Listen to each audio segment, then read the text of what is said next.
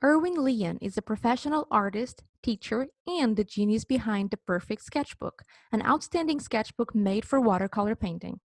After traveling around the globe to learn, paint, and create his famous sketchbooks, Erwin partnered with Etchr. Now you can find his sketchbooks for sale in our online store, and you can also take his online classes through our platform.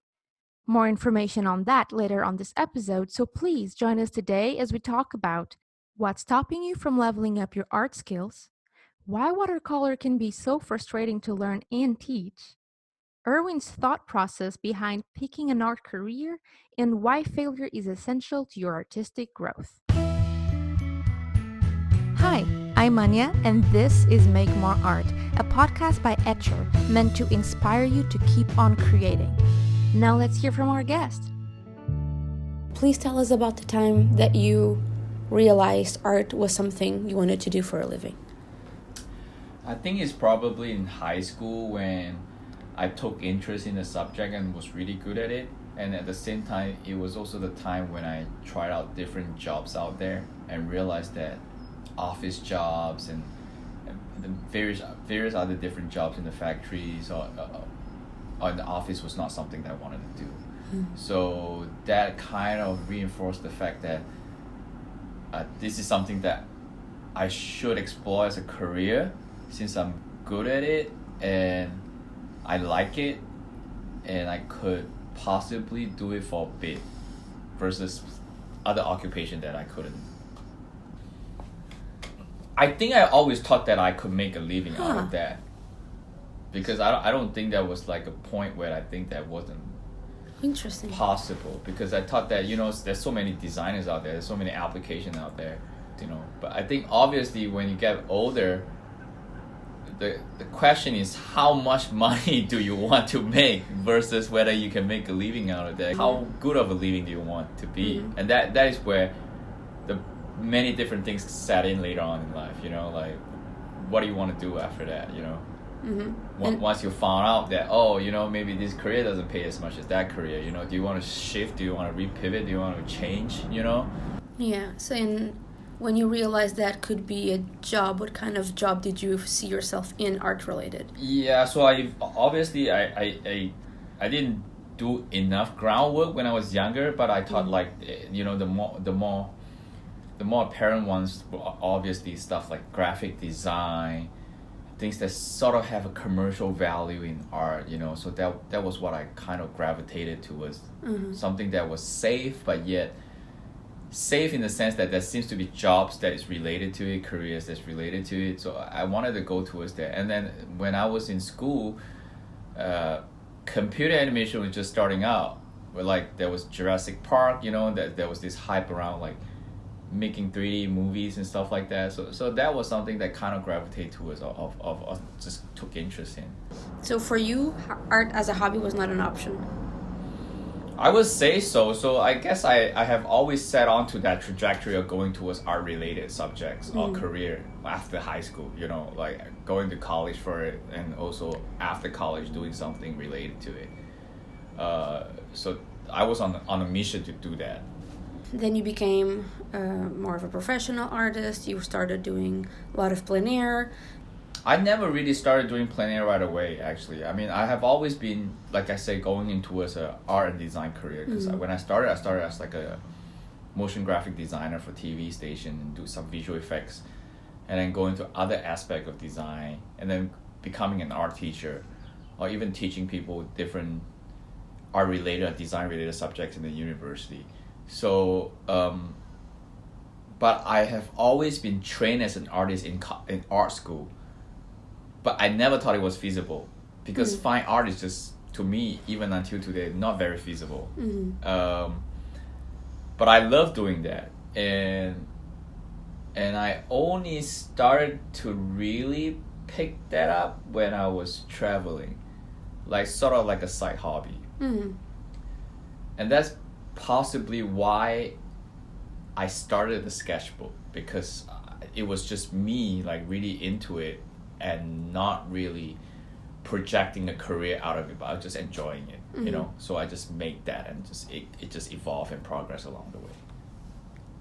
So would you say that for you when you try to do something out of art thinking of a career versus when you try to do something out of art just out of pure love, do you feel there's a difference there? Yeah, I think that's absolutely different. I think when you actually do it as a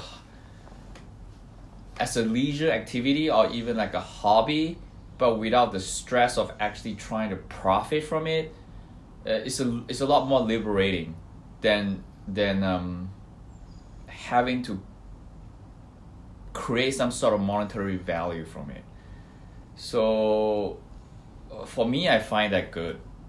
I'm not saying that you cannot profit from it. I find it liberating in that sense. I find it liberating because you're not like constrained or stressed by the fact that you have to make a living out of that. Mm-hmm. So for me, I'm an art teacher, so my career is that I'm in education more than I'm in selling art, but it's related.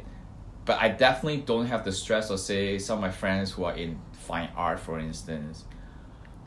It's just a completely different career path,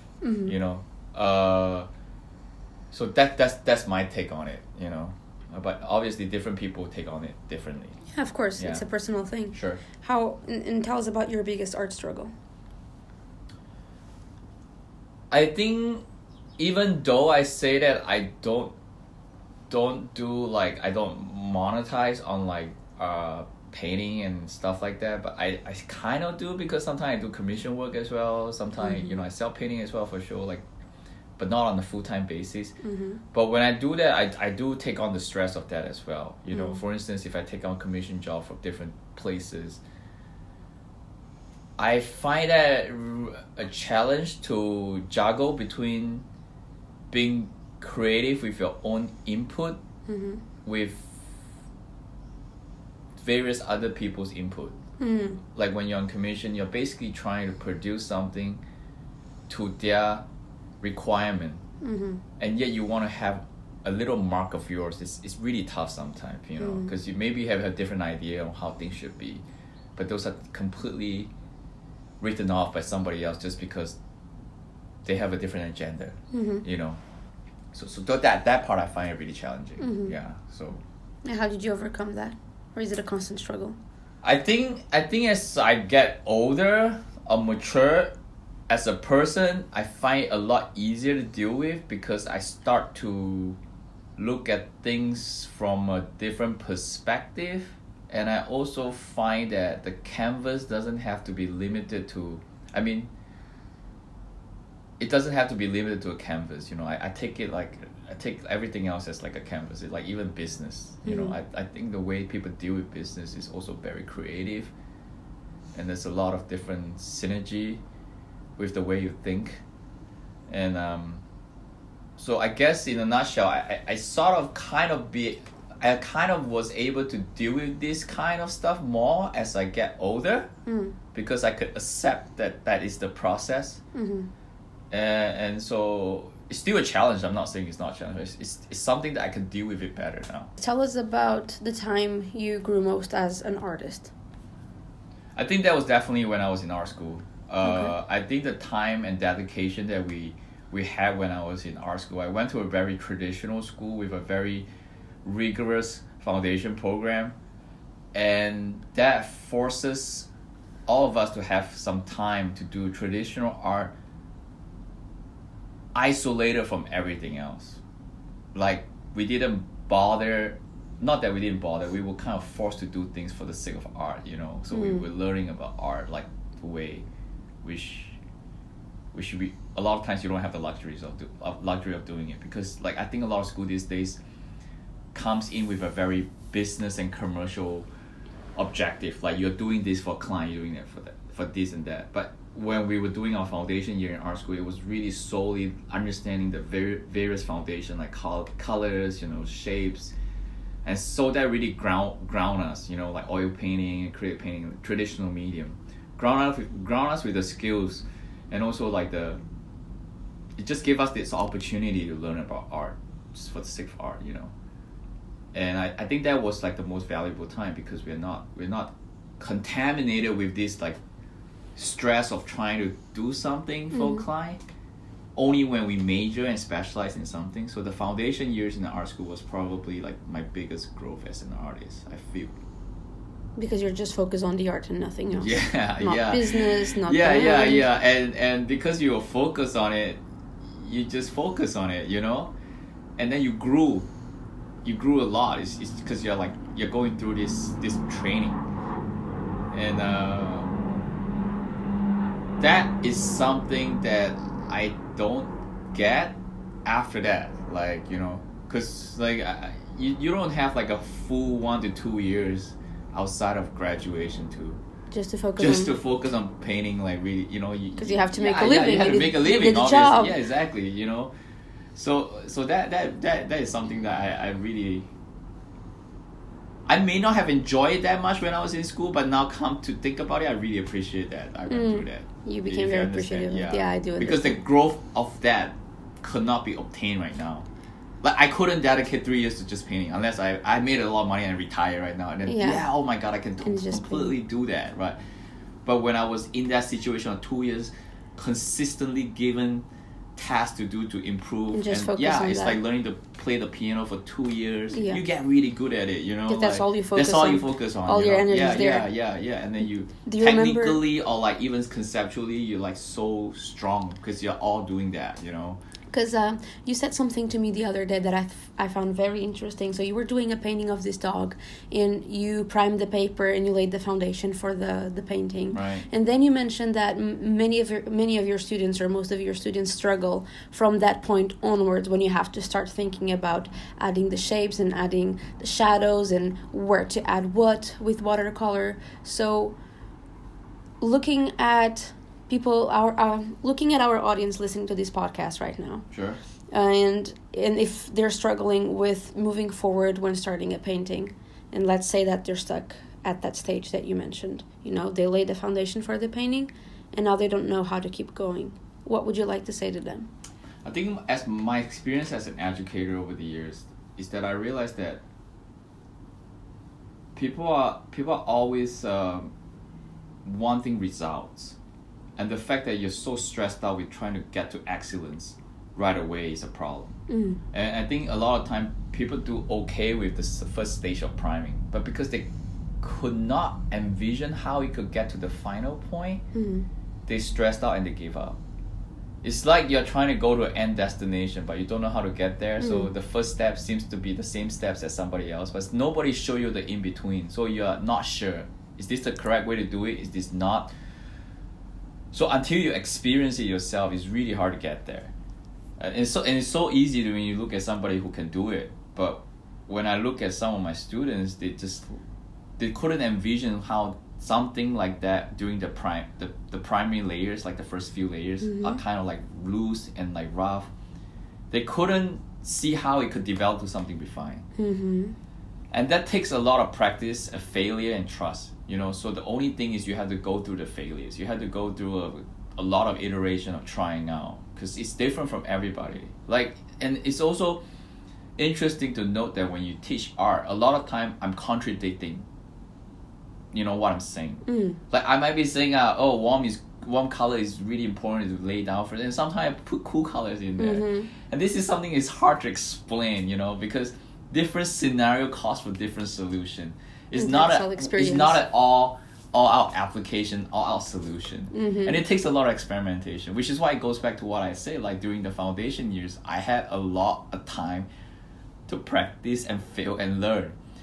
And this part I couldn't replicate. I couldn't just give it to someone. I couldn't just say, you do this, because a lot of my students keep thinking that there's a formula that every time I do it the same way, it's going to work the same. And that's not a really fun. It's not a case by case. Yeah, it's a case by case, and it's also subjected to different contexts, you know, like different content and context. Depends on what you're painting. Yeah. If your painting has some sort of like colors, then you need to apply cool color first.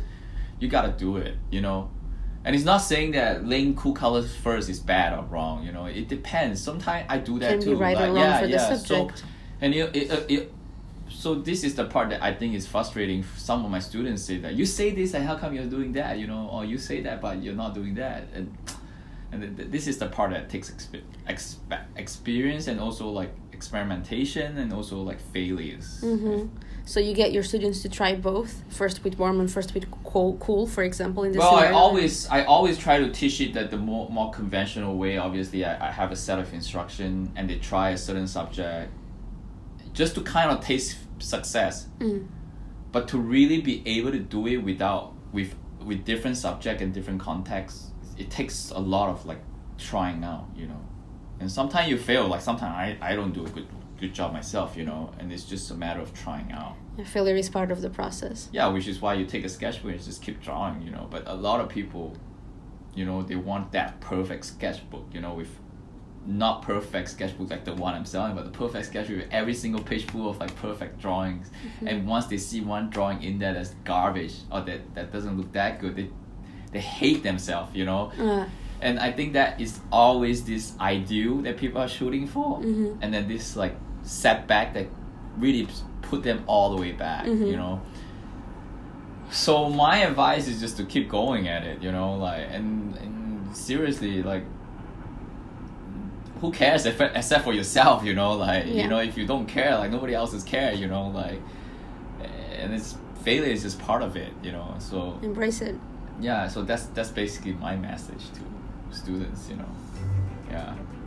Embrace failure, keep trying. Yeah. That's how you learn. That's right. Wise words from our teacher. When was the last time that you learned from failure? Please share your story with us and find all the show notes on the post associated with this episode at etchrlab.com/Erwin. That's etchrlav.com/ERWIN. And remember, if you'd like to learn from Erwin, you can. Simply subscribe to our mailing list, link in post, and we will let you know when registration opens. Like the podcast? Please help us by subscribing and giving us a 5-star rating and review on Apple Podcasts at etchrlab.com/Apple. Thank you for listening and see you next time. Until then, let's make more art.